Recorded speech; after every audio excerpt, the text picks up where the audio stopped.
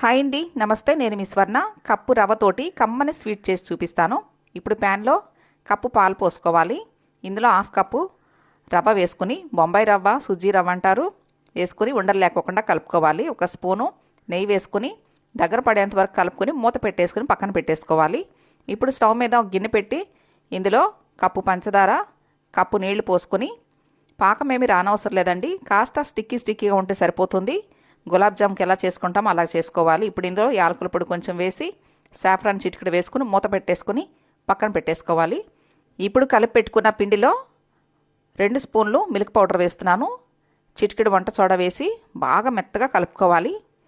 ఇలా చేసుకుని ఇప్పుడు డీప్ ఫ్రై సరిపడా ఆయిల్ పెట్టి, ఆయిల్ హీట్ అయిన తర్వాత ఒక్కొక్కటి వేసుకుని, వేసిన వెంటనే కదిలీకుండా 2 వైపులా గోల్డ్ కలర్ వచ్చేంత వరకు వేయించుకుని పంచదార పాకంలో వేసుకోవటమే. మీకు కూడా నచ్చింది కదా? అయితే మిస్ చేయకుండా లైక్ చేయండి, షేర్ చేయండి, నా ఛానల్ని సబ్స్క్రైబ్ చేసుకోండి. Thanks for watching.